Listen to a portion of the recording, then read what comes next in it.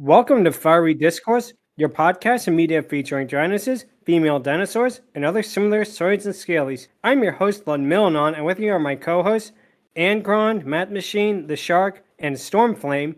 Today is our 184th episode, and we're discussing the 1999 Godzilla the Series episode, End of the Line. So, let's get things started. It's Godzilla and gamera! But due to international copyright laws, it really isn't. But we should run like they are!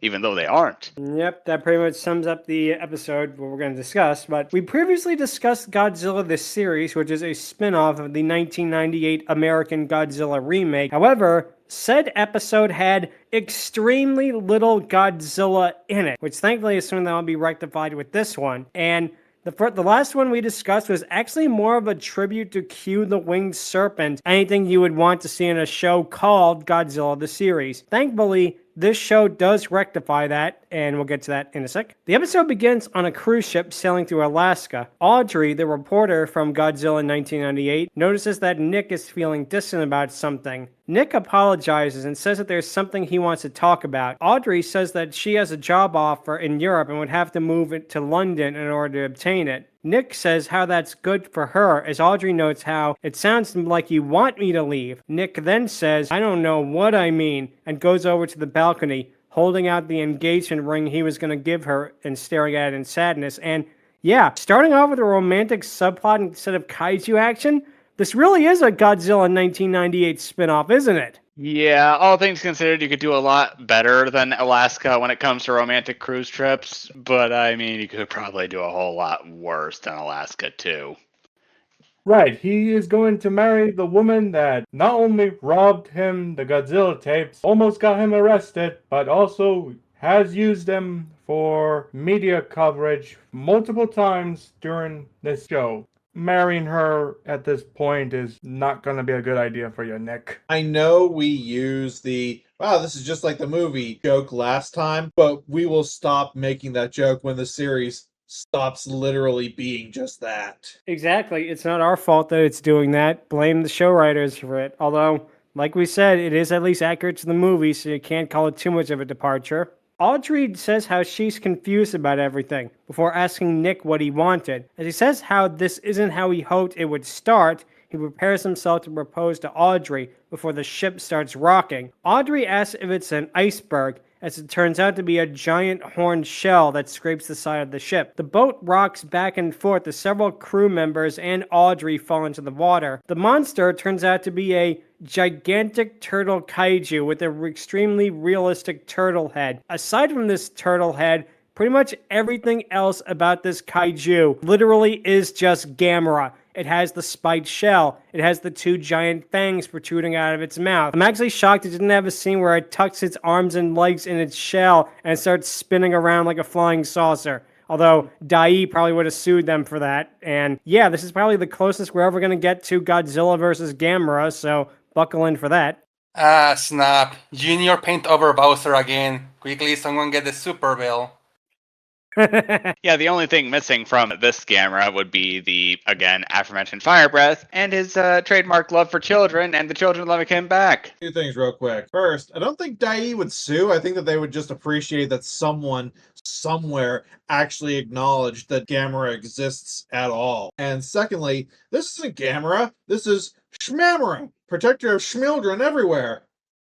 I don't think it looks that much like Gamera. It's just a giant turtle with spikes on its shell. There's like tons of monsters with that design. There is some differences. It has a club tail like an ankylosaur. It has like weird, very blunt fangs coming out of its jaw. I don't even know what the monster's name. I'm not sure it's even mentioned. They just call it giant turtle. Yeah, it is weird. Maybe, as we mentioned, it could have been a weird copyright trap thing. So it's like, oh, if we don't name it, then they won't know it's really supposed to be Gamera, even though it is. We then cut to the intro of the show, which retells the events of Godzilla in 1998, as well as showing Zilla Jr., which is the lone egg that hatched at the end of Godzilla 98, fighting off against various other kaiju. It's really action-packed and definitely is more action-packed than the movie was. And again, I don't hate Godzilla 98 like a lot of people do, but even I have to admit the series did actually deliver on the kaiju action we wanted.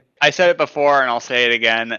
The little prime tok thing that it does absolutely fits this series and should honestly be used in more sci-fi series openings. It would absolutely make them bangers. The Godzilla film this entire series is based on. Not many people know this, but Roman Emmerich hated Godzilla, and he repeatedly mentioned he didn't want to do anything with that film until TriStar made a deal with him. He could change the character any way he wanted.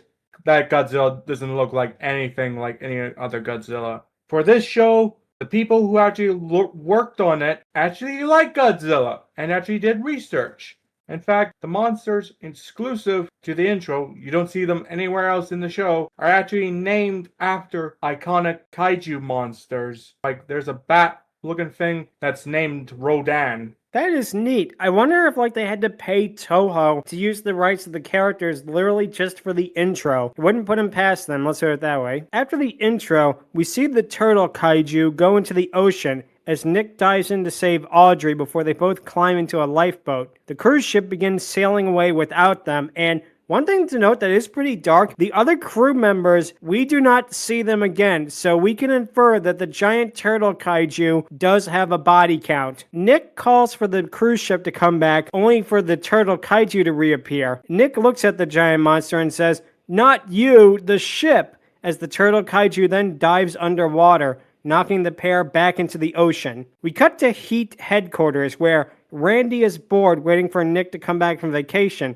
as Elsie suggests he can clean the barnacles off the boat. Randy then begins furiously typing, saying how he's swamped with work. Monique arrives, saying how she finished taking inventory, only for Elsie to tell her to change the oil in the Humvee. Mendel is asleep, as the group says how they need some action, until Nigel the robot notes, "Motion detected," and sadly, this is the second episode in a row that we have talked about Godzilla the series where they give Nigel the robot nothing to do. And it's an even bigger shame because he's voiced by Tom Kenny. And usually what the gimmick was with Nigel, he would go into hilarious characters and they were always so funny. But to paraphrase Dr. Doofenshmirtz, if I had a nickel for every time Nigel the robot was just depicted as a generic robot, I'd have 2 nickels, which isn't a lot, but it's weird it happened twice. Yeah, I think the justification here fits a little better than the other because literally nobody has anything better to do. And Randy ultimately didn't bother giving Nigel personality in this segment. It honestly fits because they were bored to begin with, so Nigel was boring because of that. Props for accuracy, show. We could have had MC Nigel in the house, which, if you haven't seen what episode that's from, go look it up. It is probably one of the funniest moments of the show. Zilla Jr. then wakes up, sensing that Nick is in trouble, and dives into the water to swim towards Alaska. The Heat members all follow Godzilla as we cut to an island near Alaska. Nick and Audrey wake up as Audrey asks what happened. Nick replies, "Nothing, except we were attacked by a giant turtle," as Audrey quips, "Funny, that never happens on the Love Boat." Man, I wish it did. Maybe the Love Boat wouldn't have been so terminally boring if we had some kaijus on it. Presenting the Love Boat Kaiju Edition. It cues Godzilla singing the Love Boat theme. I want to see happen. God damn it, Toho. Nick says to Audrey how they should be safe, as Audrey notes how they could be on a deserted island. Nick notes that not all islands there are uninhabited, and there could be a weather station or a research center nearby, as Audrey says all she wants right now is coffee. Nick suggests that they get moving, as Audrey says the smart thing to do would be to build a signal fire. The pair look at each other, as Nick says that they'll walk around the island first to warm up and search the perimeter, then build a signal, as Audrey agrees. We cut to the Heat ship sailing through the ice-filled ocean, as Monique says, since the ice is getting thicker, they may need to be in breaker mode to keep in contact with Godzilla. Randy jokes to her, "I love when you talk tech." We then cut to the deck of the boat, where Elsie wonders if Nick will leave the team to be with Audrey in London, as Mendel asks if Nick told him that. She says that she heard it from Animal, who probably was busy fighting off a certain Russian dragoness at this point. Then notes how the team won't be the same, as Mendel notes the same thing. The pair then hear a giant monster cry, as they note that scream is not coming from Godzilla. We then cut to the island, where Nick and Audrey try their best to stay comfortable, despite Audrey being tired, cold, and hungry. Nick tries to repose here, only for Audrey to literally fall asleep in his arms, and it's like, yeah, Nick, now would be the best time of all to propose. You're standing on a possibly deserted island. There is no sign of life. You have no food, no shelter, barely a fire. Now I'm going to pop the question right now. Why not? Audrey's a little annoying in this episode. It's been a while since I watched this show, but I didn't remember her complaining so much about anything. Maybe it's just this episode, but he's not really doing any favors for being a bad romance for Nick. We then cut to the next day where the pair are suddenly woken up by the ground shaking. Turns out to be the giant turtle kaiju as the pair then make a run for it. Audrey quips, "I thought turtles were slow," as we then see them stop by a chasm. The two dive down it as the kaiju chases them,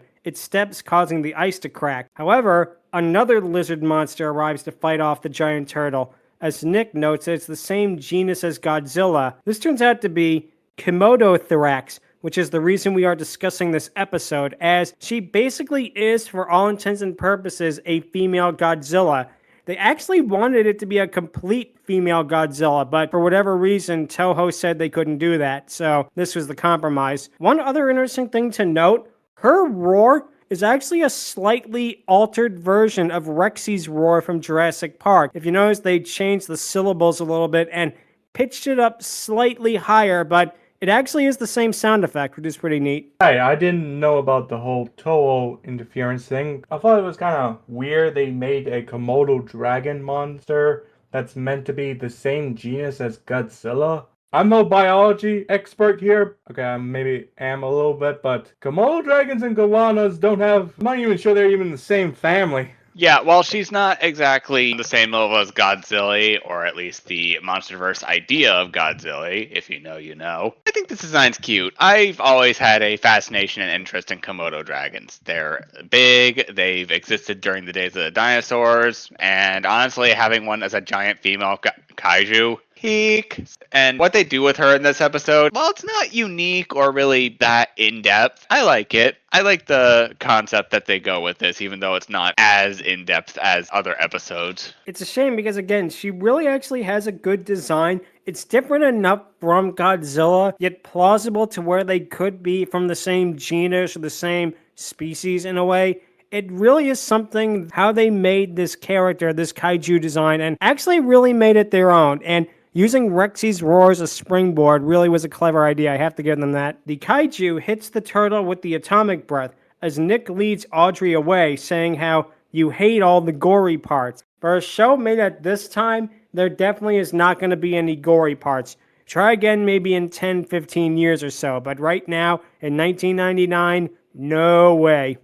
Komodo Thrax uses her atomic breath on an ice shelf to bury the turtle kaiju, as she then ends up approaching Nick and Audrey. Sniffing them, Audrey is afraid of what the kaiju will do to her before she runs off, with Nick noting how she smelled a scent on him. Obviously, what happened was Komodo Thrax smelled a smelly smell. A kind of smelly smell that smells smelly. Thankfully, it is not anchovies, nor is it a lot of fish. It's Godzilla! That's right, folks. Love is official in the air. Will they get together? Will they not? Stay tuned in about a couple seconds. Nick wonders how the kaiju can survive in this cold climate as they scale a cliff.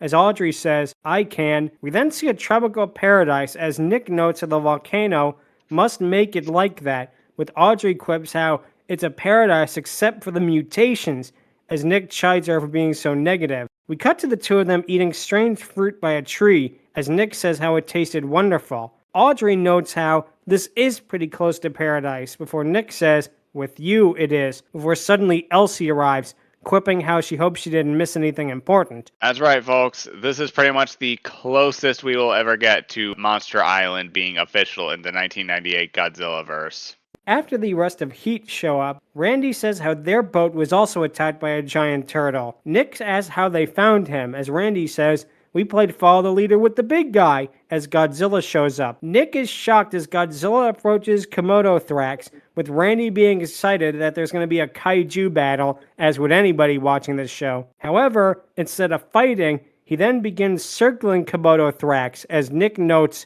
it's a mating dance, and Nick, you are a very smart guy, you're not just the worm doctor, but no, in this case you are wrong.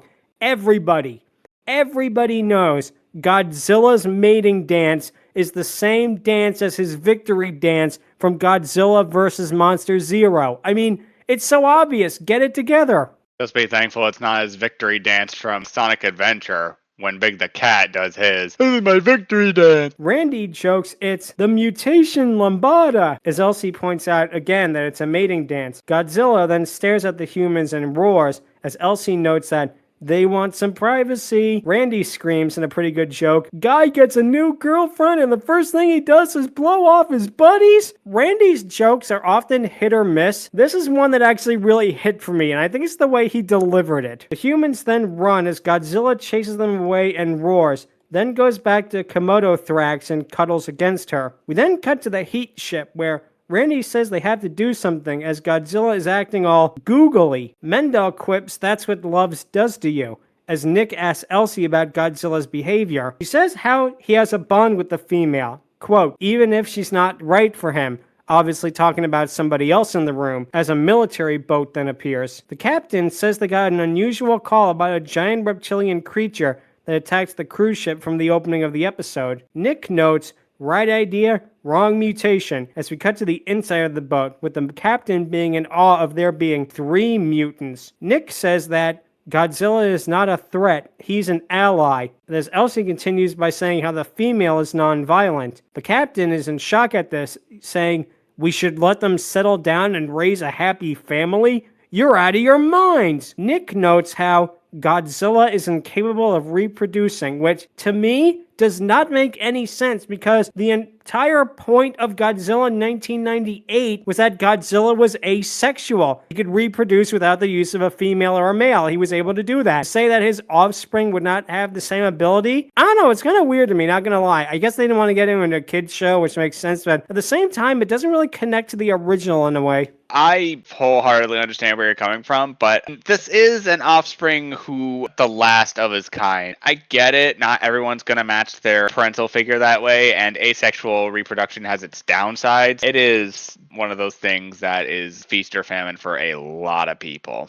As Lud pointed out, it's like something they offhand mention that, oh, this is Godzilla's kid or something like that in an episode. It's in the theme song. Like, the whole premise is that, yes, Godzillas can reproduce. How do you go to the conclusion that, oh, no, never mind, they cannot all of a sudden, I guess? Or this specific version we have as a main character. Yeah, it is something that, again, is really weird, and it feels like if they said that in Godzilla spin-off based on the Showa-era Godzilla, but no, even then it wouldn't make sense because Minya. So, even in that continuity, it wouldn't make sense. So get it together. Nick then warns them about the turtle kaiju as a sailor comes in to tell the captain they found something. The captain tells Heat that they're wrong as we see photos of Godzilla and Komodo Thrax building a nest for her eggs. Nick realizes that, like Godzilla, Komodo Thrax managed to fertilize her own eggs and Godzilla is the surrogate daddy. The boat prepares to bomb the island as their orders are to destroy all monsters. But they can't do that. Destroy All Monsters is the Toho version of Godzilla, not the Trimark version of Godzilla. I mean, can't you get it together, people? The thing about Komodo dragons able to, that's a thing they can do. Females can lay their eggs. They can reproduce well a male. Doesn't happen too often, but yeah, Komodo dragons can in fact do that. So this is a 90s production, so even though this is about giant kaiju monsters, because we're still focusing on animals, we have to make sure that the most dangerous thing in the show is man. Nick says that without Godzilla, humanity would be extinct, as the captain says that a monster is a monster no matter what. Nick tells the captain to call Colonel Hicks, as the captain says that Colonel Hicks is no longer in command. He is.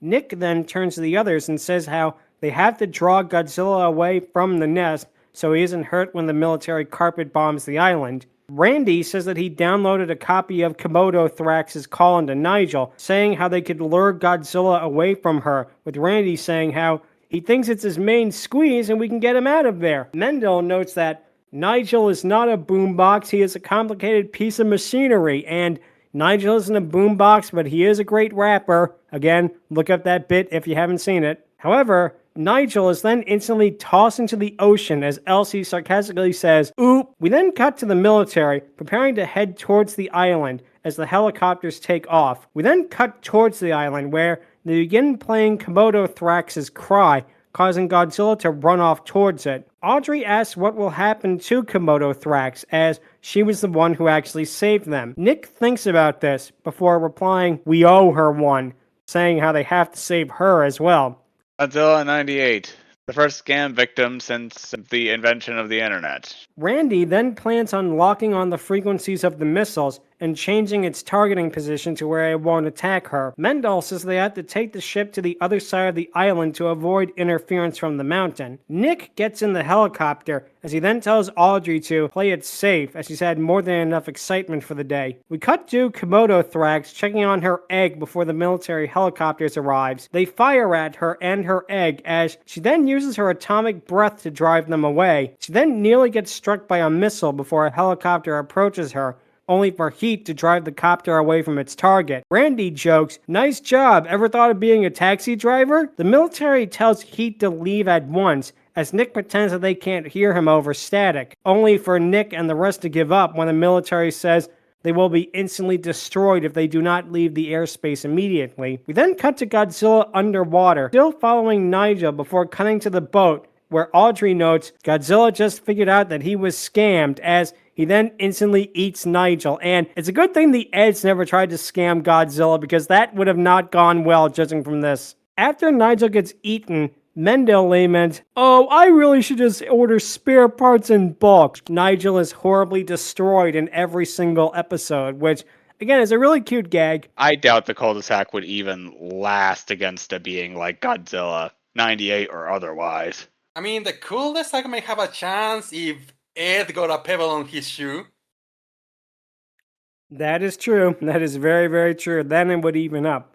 Heat manages to distract the helicopters to protect Komodo Thrax, as Mendel gives Randy the frequency to cause their missiles to go in different directions, hitting each other. A soldier yells at them that this is not a game, as Nick quips, "Think we're off their Christmas card list?" Can you actually do that with a missile on a helicopter? Hack the missile to make it miss? Because that sounds kind of stupid, to be honest. I'm not sure if that's actually a real thing. Our government's tax dollars at their finest, people. The turtle kaiju then appears and approaches the egg, only for Komodo Thrax to attack it by biting at its neck. The missiles are then fired again, as Randy notes there are way too many for him to redirect all at once. One of the missiles manages to hit the turtle, while another one almost hits Komodo Thrax, causing her to bump against the egg as it rolls away. The turtle kaiju then bites Komodo Thrax's tail, causing her to screech in pain. The military prepares to bomb them both, but Godzilla arrives, smashing the helicopter. And one thing to point out, it is really kind of funny how whenever these helicopters are destroyed, every time it happens, we always see the pilot and the military men parachuting out to make sure they're okay, because, oh, heaven forbid we have military casualties in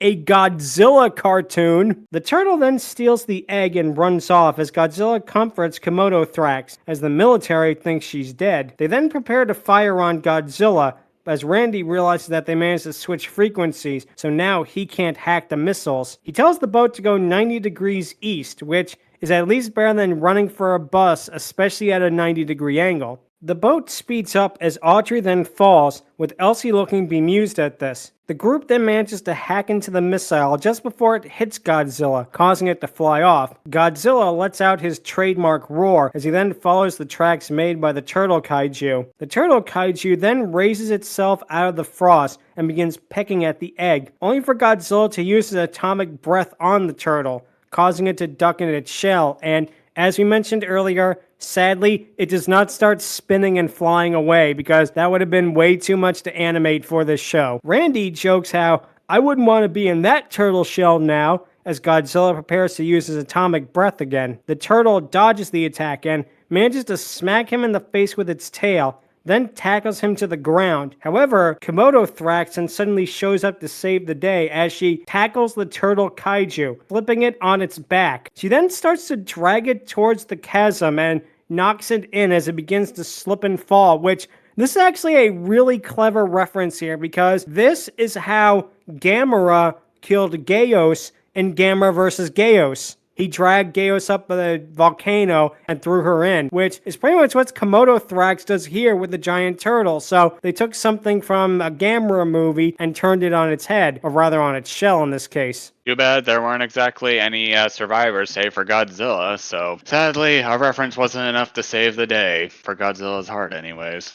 Yep, because sadly, the turtle kaiju manages to grab her foot just before it starts to fall in.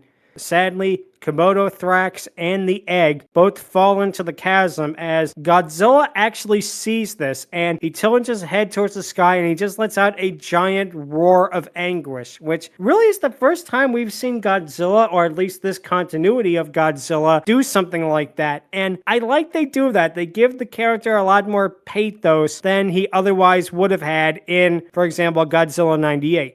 It's a shame nobody knew about Hollow Earth before this series ended, so it's definitely a bigger bummer for him than any of us really realize, because his gal and that turtle are down there while he's stuck up there, and he doesn't even know they're alive still. Oh wait, wrong continuity. The military then prepared to fire on Godzilla, but Colonel Hicks then arrives, ordering them all to stand down. One thing to point out, it is kind of neat how they got the actor who played Colonel Hicks in Godzilla 98 to reprise his role in the cartoon spin-off. And he's not just a cameo character, he does appear more often than not, so the fact they got at least one of the actors back is a pretty cool touch. Finding out that apparently the guy who was like, we're gonna kill them all, this is my jurisdiction, apparently didn't have jurisdiction. So at this point, we can only assume that this guy went behind Hicks's back just to kill those damn frickin' lizards. Congratulations, buddy. You're just asking for a court-martial now. At least he wouldn't end up as badly as Mansley from the Iron Giant did. Hicks then turns towards Nick and tells him that we'll have a little chat when we get back home, as we then cut to the Heat ship, which this ending to me seems extremely rushed in terms of both pacing and delivery. It makes me wonder if they wanted the kaiju battle to go on for longer, but for some reason maybe they couldn't animate it right or something, so they had to do this, because this ending literally feels like it just flies by within the span of 30 seconds. I get the feeling this episode was meant to be a two-parter because it's really rushed, and it would make an interesting the romance with Nick and Andre being a little rushed and more boring than the Godzilla. I know that's a thing with Godzilla movies, series nowadays. Human stories are more boring than the actual monsters, but this show has a good mix, just not this episode for some reason. Very, very strange. Audrey then says she can't take the job in London as Godzilla is far too important. Nick asks her to marry him as she jokes, "We are married to our jobs." Wah, wah, wah. She then leaves as Nick stares at his ring sadly, with the rest of the Heat team saying how they feel sorry for Nick. And yes, feel sorry for Nick. Don't feel sorry for Godzilla, who probably lost the only female companion that he ever would have had in his entire life. So, yeah, no, Nick is the one who really we should feel sorry for in this case. I'm glad we cleared that up. Oh, well, Godzilla just loved a mate he was really close to. Want to marry me, girl?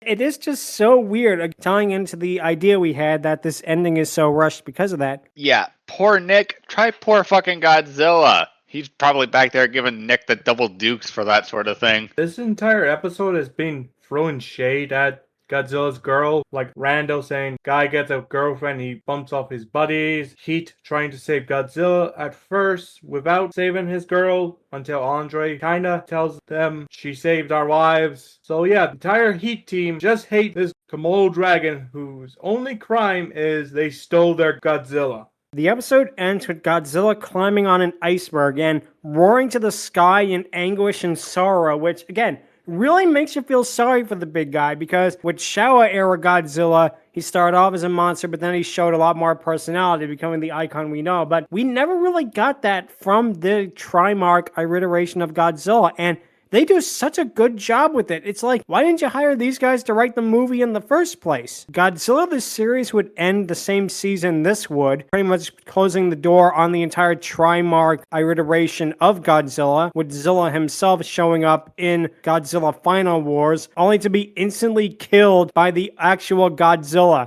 and the evil alien saying, "I knew that tuna-eating monster was useless." However, this is not the last time that komodo thrax would appear in the Godzilla franchise, because a stuffed animal of her can be seen in the anime Godzilla Singular Point, which technically means that in some small way, she and Trimark era Godzilla are still part of the canon in Japan, which in a way is kind of nice. Yeah, they definitely killed her and the 98 Godzilla off, but they just only buried the body.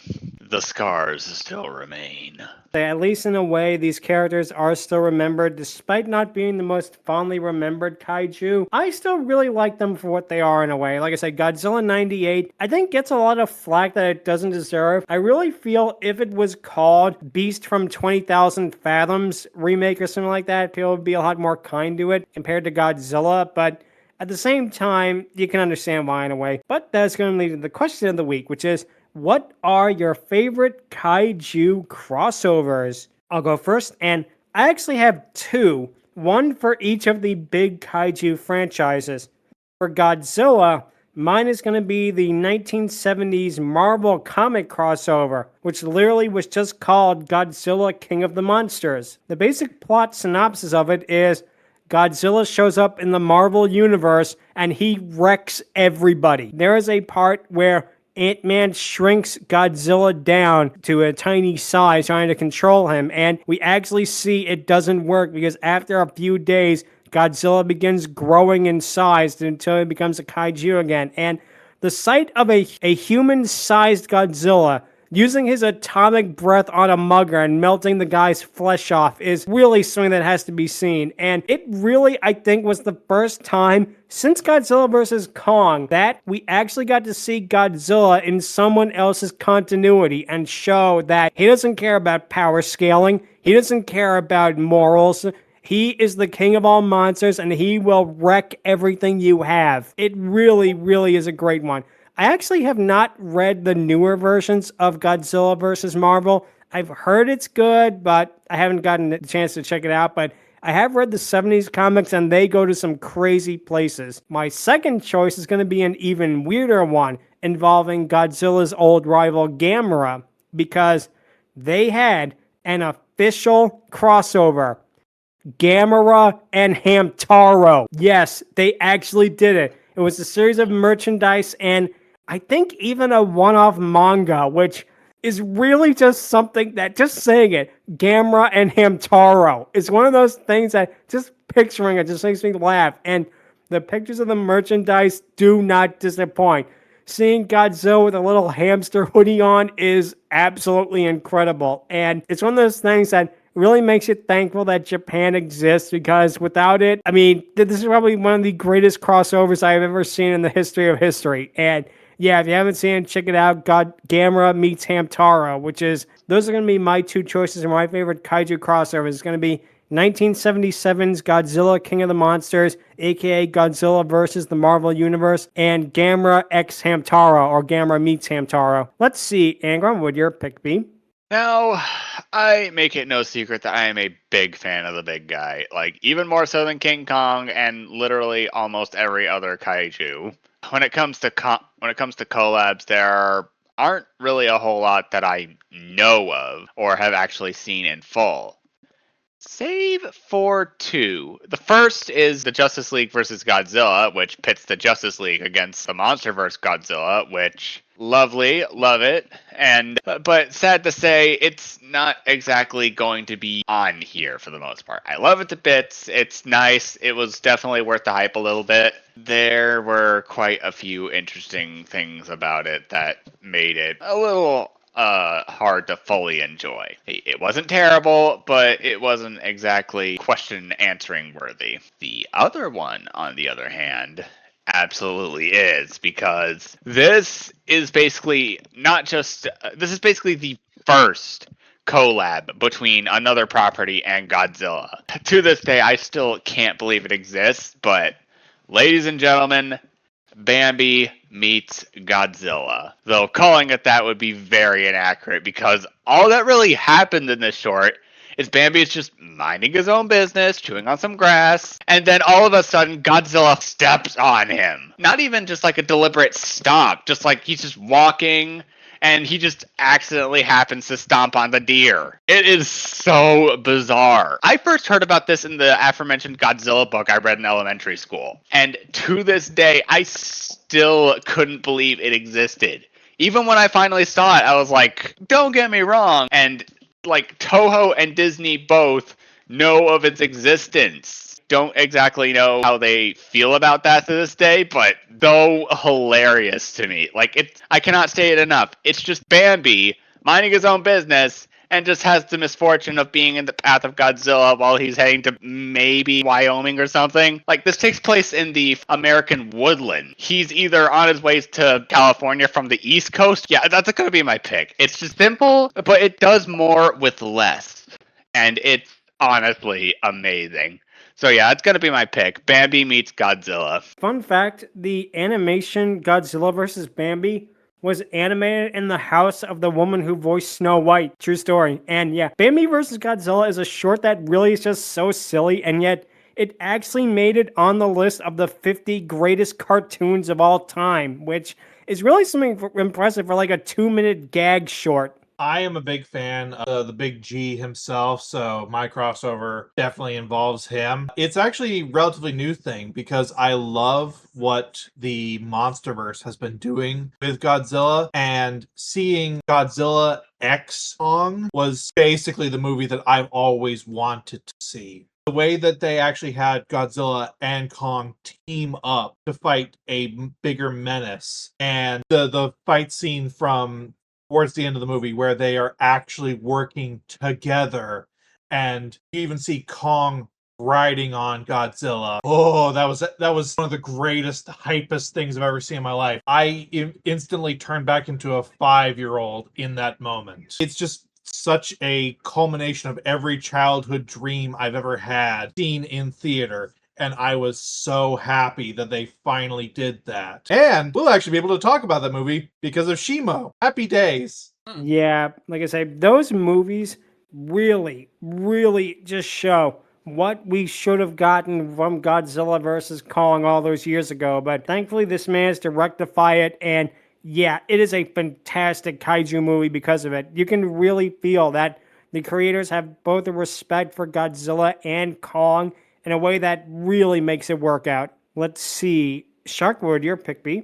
This one's probably a very odd one, but well, when you say the word crossover, there's a certain game that's pretty much the crossover game. And that's, and of course Godzilla has its round there, and he actually got a lot to do in Fortnite of all games. So basically, the 6th chapter, the whole map is more or less based on, Japanese folklore, Japanese buildings and all of that. And yep, at one point Godzilla did show up in the map, and not only is he a playable character, like sure, you can use him and, shoot stuff and around. There was a special event that someone would show up where a portal would appear, and if a player was able to get to it, they would transform into the giant kaiju-sized Godzilla, and they could rampage into the whole map. Other players could work together to take him down, but of course it was not gonna be easy. So yeah, that was a cool thing, and of course they will eventually add other kaijus like King Kong and even Mechagodzilla. Yeah, so that's cool, but that's not all, because, it was not just, oh, he's gonna show up in this event just once and you can play as him. Oh no, that whole chapter will end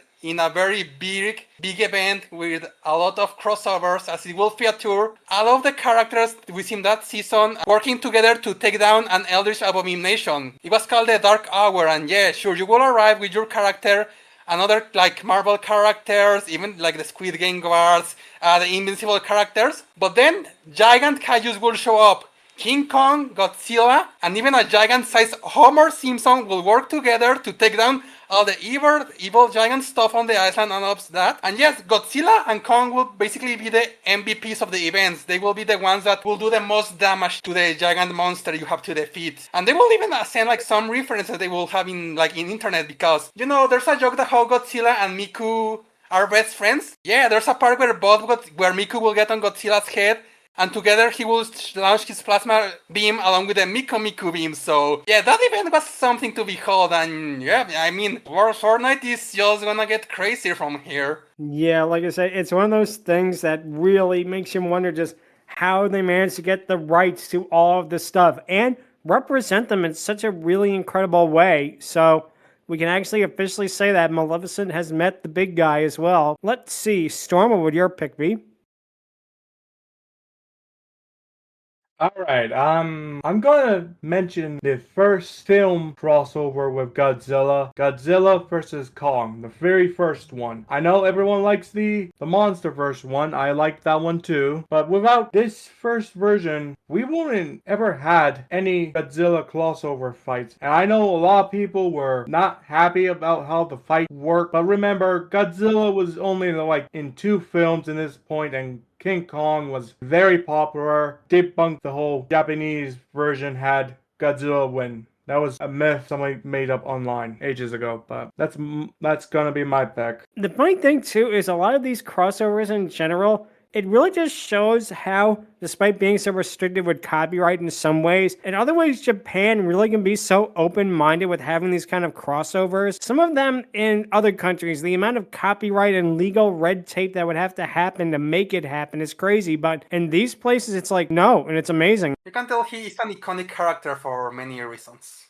Yep, that is going to lead directly to the patent pending Dragoness Scale, where we are going to rank Komodo Thrax. I'll go first, and this one is going to be an interesting one because she is a character, but at the same time, I just wish she had more to do. As Stormflame said earlier, you easily could have managed to make this show a 2-parter. I know it would have worked perfectly. You could have ended it with Godzilla driving the rest of the Heat team away and going towards Komodo Thrax, and we could have seen a bit more of their relationship. How Godzilla might have finally found some other kind of species that he can actually relax and finally, in his entire, basically tortured existence, can be at peace. Sadly, we do not get that, but with that being said, I love the design. Basing her on a Komodo dragon is really an impressive feat. The using Rexy's roar is another good touch, and her sacrifice really does mean so much in the end. So I am actually going to end up giving her a pretty high score of 8 out of 10, believe it or not. Which, like I say, for a kaiju that doesn't really have a character or personality, but at the same time she does. And what they do with her and Godzilla more than makes up for it, in my opinion. Any amount of faults or nitpicking I could give in this point. Let's see, Angron, what would your pick be for her? I'm kind of going to go for the same thing, because the surface, she's basically a giant-ass Komodo dragon whose whole personality is similar to Pyrrha from the Dragon Prince. Yeah, I do agree that what they do with her is pretty wholesome. It has the potential for something even greater, or had the potential for something greater. I mean, come on, it's a Komodo dragon. I love Komodo dragons. Who doesn't? Other than people who don't want to die getting bitten by one. But Komodo Thrax is not exactly a lot of things, but what she is a chance for this Godzilla to have something other than the people who keep tailing him and are like, Godzilla! Like, for the most part, treat him as a tool, a weapon. And while it's not explicit, like something like the military would do, it's still noticeable. So having someone other than Godzilla be in the world to possibly try and face an enemy like the giant turtle or some of the other beings, I would have been down for that, not going to lie. Sad to say, I'm not going to give it anything higher than an 8 out of 10 as well for that reason. They don't do much with it. They kill her off. The rushed episode is, pretty noticeably rushed for the most part, but I still like the character nonetheless. So yeah, 8 out of 10 on my book. Let's see. Matt, what would you give her? I like her design in this. Komodo Thrax does look like something that would have been the equivalent of a more animalistic love interest to this universe's Godzilla. So they did a good job with that. I'm not going to complain about that like I did the last time we talked about the series. This was a very well designed and thought out creature. My issue is the problem I'm going to have is she really doesn't have a personality. I'm more injecting a personality into her because of how Godzilla reacted to her death and her sacrifice, and that is a bit of a stretch in and of itself. I wish that she was just more than, and say it with me, audience, giant monster! But unfortunately, that's kind of what this show is, and I can't really fault them for that. But my problem has been that because of my rating system of design and personality, there's no real personality here other than what I am putting on through Godzilla himself. So, unfortunately, because of that, and another problem, I really like Godzilla or Gojira, whichever you prefer, way better as a love interest for Godzilla. So, both these things, unfortunately, kind of hamper. I can only land at a 6 for her. I understand again because I really feel that's why we needed it to be a two-parter. So we probably could have developed her just a little bit more, which would have been nice. But let's see, Shark, what would you give her? I mean, I can see why this character, I mean, it's a really good character. Interesting design, like as we mentioned, she's a Komodo dragon. It would have been really easy to just make a Godzilla, but like with another color tone, to make it like the more perfect match for him. So it's even more tragic when Godzilla loses her, which I'm okay with that. I will be okay with that, but I love that they went for a completely different design, something that looks unique as well. And yeah, I mean, Matt has a point that she kinda has no much of a personality, but at the same time, I don't think she needs that much. After all, the idea is clear. It's a love interest for Godzilla. She is not like initially malicious. She actually could be considered like a good hero kaiju, basically, under the right circumstances and all of that. And yeah, I mean, at the end, it's very tragic what happens to her, especially because we see how Godzilla feels about that. So she does her job well. Of course, I will have a little bit about personality. Maybe as some other has said, maybe if it was a two-parter. But what we got is fine. I'm actually gonna give her an 8 out of 10. Well, that's good. That's good. I can definitely understand why. So let's see, Storm, what would you give her? Alright, since she doesn't have much of a personality, she doesn't have that much screen time, and the fact the only episode she appears in, most of the main cast hating on her, so I'm gonna give her a 8 out of 10. I like the design. Not sure making her an exact copy of Godzilla is perfect. I mean, she has the same exact abilities, just not design, given she is quadrupedal as a Komodo dragon, but I still give her an 8 out of 10. And I don't get why the Heat team had to hate her so much in this episode. Yep, I can definitely see why. So, pretty positive score all around. Definitely better than the last kaiju we discussed in Godzilla the series. And yeah, this will not be the last time we talk about that either, because we may have a certain Scottish sea serpent we could talk about Godzilla facing off against. That's going to be it for this week. If you have any questions, or if you want to suggest who would win in a battle between Komodo, Thrax, and Gojiren, you can feel free to email us at fierydiscourse@outlook.com. Visit us at Twitter at twitter.com/FieryDiscourse. Visit us at Blue Sky @BlueSkyFieryDiscourse. Be sure to subscribe to the YouTube channel, like and hit the bell icon, leave a comment. Any all comments are appreciated. Next week, we're going to be talking about the 2018 My Little Pony Friendship is Magic episode, Sounds of Silences. And no, this is not the episode where Twilight Sparkle goes to Princess Celestia and says, "You've been trying to seduce me, aren't you?" But nope, this is a totally different episode, and sadly, it might be the last time we talk about Friendship is Magic on the show. Not My Little Pony as a whole, but just Friendship is Magic. But thankfully, we are going out with a good one. But until then, thank you all so much for listening, and take care. Later, y'all. Bye-bye. Peace out. Bye. Adios. See you all next week.